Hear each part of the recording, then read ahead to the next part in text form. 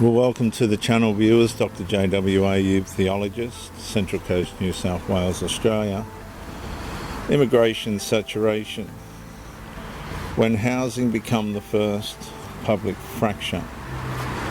In the previous episode, viewers and listeners, I examined how government increasingly confused entry with integration.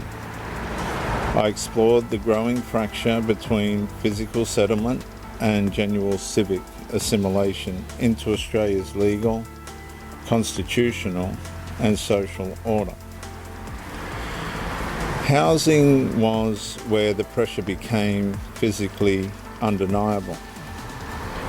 Long before constitutional language entered public discussion, Australians began feeling immigration saturation through rent inspections, shrinking affordability, delayed independence, overcrowded living arrangements, and the growing sense that ordinary life itself was becoming financially unreachable. And that is why housing became the first visible fracture, because housing is not abstract. It is where the nation sleeps, raises children, recovers from work, builds stability, stores memory, and experiences dignity privately. And when access to shelter begins deteriorating across a country already carrying infrastructure strain, population growth stops feeling statistical.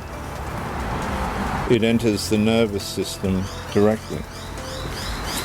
And this series does not place migrants on trial as persons.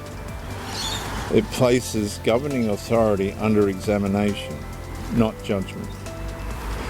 Because when government increases intake while housing supply, infrastructure, expansion, transport capacity, utilities, roads, planning systems and local services fail to keep pace, the pressure does not disappear, it transfers. And transferred pressure eventually becomes public instability. Australians begin noticing the contradiction quietly. Population growth was celebrated economically while housing became increasingly unattainable socially.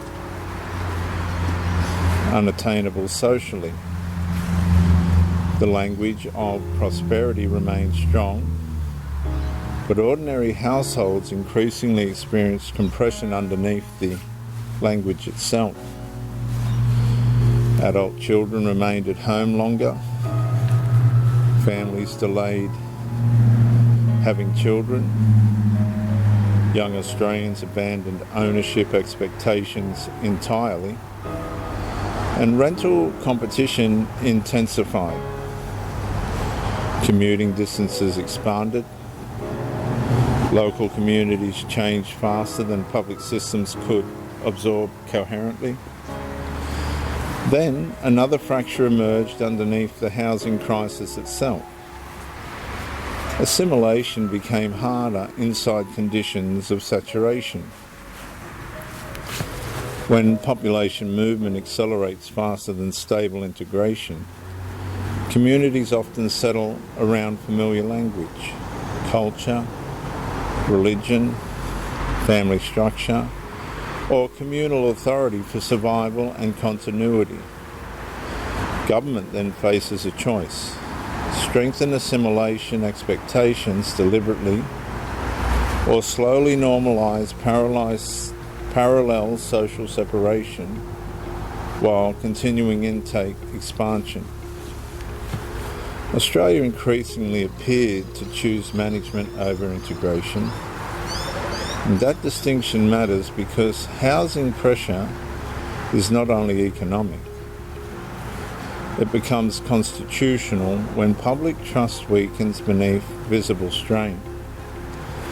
Citizens begin asking whether the nation still possesses meaningful limits, whether infrastructure matters, whether the public was consulted honestly, and whether government still believes Australia is an inherited household rather than an endlessly expandable administrative platform.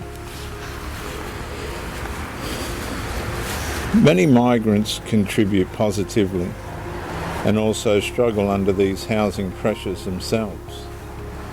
And that reality must remain clear. The issue is not human worth.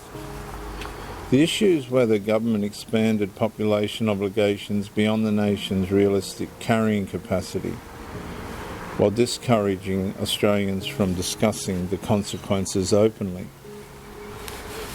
Australians' constitutional memory carries the older assumption that authority itself stands beneath the Almighty Christian God, law, conscience, truth, stewardship, and duty toward the people.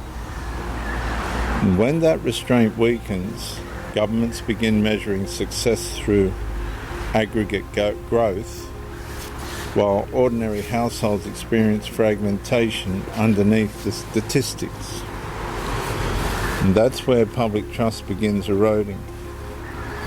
Not because Australians reject newcomers automatically, but because many begin sensing that their own stability, affordability, continuity, and future are becoming secondary to expansion itself. The listener does not need to panic. The listener needs disciplined clarity. Who authorised growth beyond infrastructure readiness? Who ignored the relationship between migration intake and housing demand? Who treated concern itself as morally suspect while families quietly lost economic stability underneath the language of progress? Well, truth restores proportion, and that's the therapy part of this series. It separates compassion from administrative excess, diversity from unmanaged saturation, and lawful immigration from limitless expansion detached from absorption capacity. And this is my closing statement, and I'd ask you to listen to it very carefully. The scandal is not merely that housing became expensive.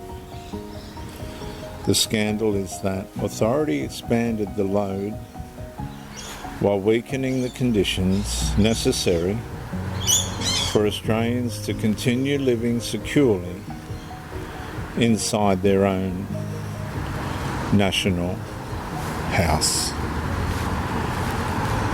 I want to read that again.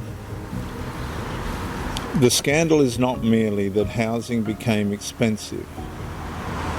The scandal is that authority expanded the load while weakening the conditions necessary for Australians to continue living securely inside their own national house. I'm Dr. J.W.A. theologist, Central Coast, New South Wales, Australia. Like, subscribe to encourage me, comment to educate me, and share the video to help somebody else. I'll see you in the next episode, when Rhodes carried the policy before Parliament admitted it.